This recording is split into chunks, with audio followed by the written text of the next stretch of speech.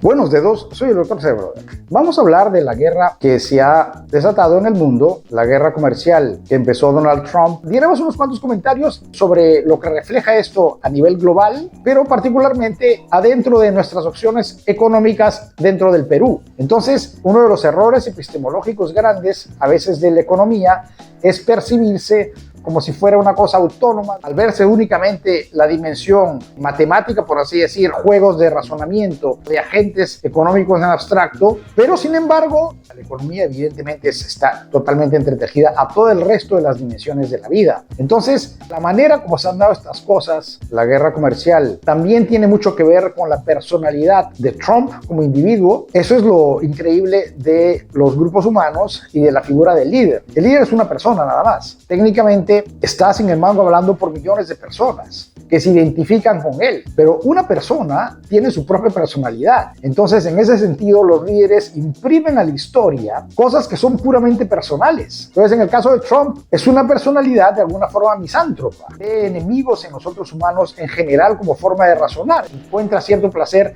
en presentar las cosas de una manera que quede humillado el otro. Ha terminado imprimiéndole esa línea a todo este asunto. Eso ha complicado las cosas. Occidente tenía la teoría de que si uno comerciaba con el otro, entonces las guerras iban a reducir, porque los intereses comerciales iban a impedir pelearse. Y esa premisa, al parecer, ha funcionado. Efectivamente, no han habido guerras mayores y muchas de las tensiones se alivian por el comercio mutuo. La base del modelo era que si tú comerciabas y conseguías los productos del país donde se hacían de forma más barata, entonces iba a favorecerse la economía local porque se iba a comprar más barato y uno se podía especializar en las ventajas que tenía. No tenía ningún sentido industrializarse y hacer televisores, hacer carros, hacer medicinas, incluso si es que te los pueden hacer de una forma mucho más barata en otro país y tú ya te concentras en lo que tienes y en eso te vuelves bueno y de esa manera te insertas en la economía mundial. Ese es el modelo. Entonces, en general, la mayoría de los países del mundo se han beneficiado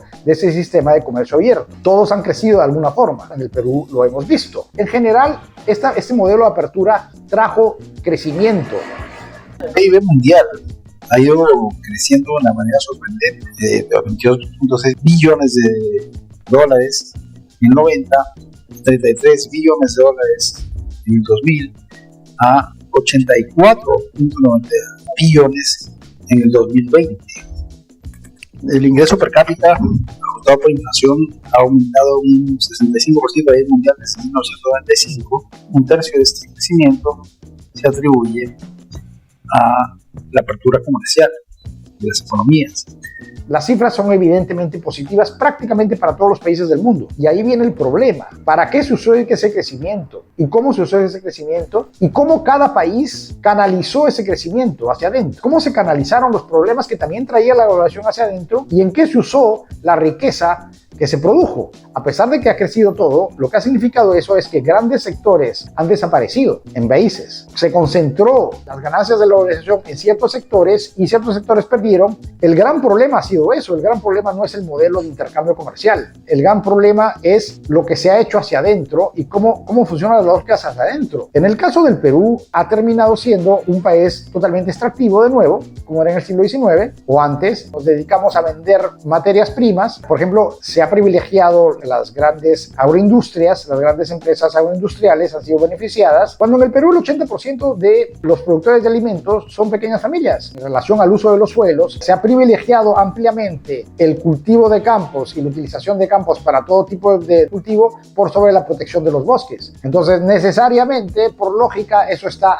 depredando completamente. Ha sido hipotecando la naturaleza por completo. Un modelo extractivo necesariamente tiene que hipotecar la naturaleza. Ha habido una enorme cantidad de leyes que favorecen la depredación como parte del modelo. En el caso de los Estados Unidos, desapareció toda la industria de manufactura y fue localizada en el extranjero y mucha gente quedó sin trabajo, pero sin embargo el modelo chino se han organizado hacia adentro de forma diferente. En su modelo dual de capitalismo y socialismo, en su sistema autoritario terrible, organizado por los lazos culturales de la China de 5.000 años, más o menos organiza a la fuerza, pero termina organizando formas en que todo el mundo sea más o menos tomado en cuenta. Entonces el modelo chino ha sido más efectivo finalmente. En el caso de los Estados Unidos, y es el mismo modelo que tenemos en América Latina, finalmente cada quien de alguna manera se tiene que organizar y es un poco sálvese quien pueda. Y se considera que el sálvese quien pueda es uno de los motores de la economía, porque entonces cada quien tiene que vérselas y al vérselas genera su trabajo y eso ayuda a la economía. La economía se ha desligado de la construcción de la sociedad. Aquí solamente construimos economía y después el resto que se las arregle todo el mundo. Entonces, la rabia de quien está fuera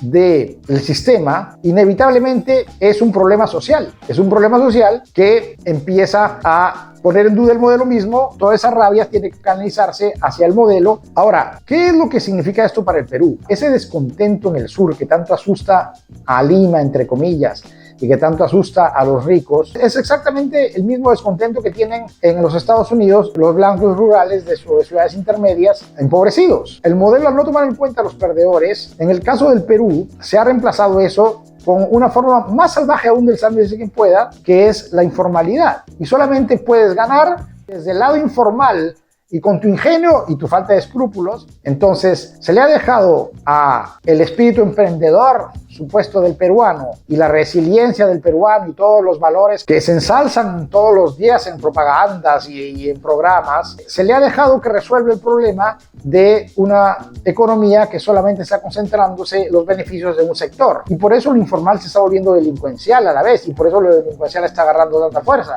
porque entonces se le ha dejado a la falta de escrúpulos, por así decir, se le ha dejado a las actuaciones por fuera de la construcción de una sociedad formal, se les ha dejado el resolver el problema de los perdedores. La economía tiene que construir la sociedad. La economía no puede construirse a sí mismo solamente.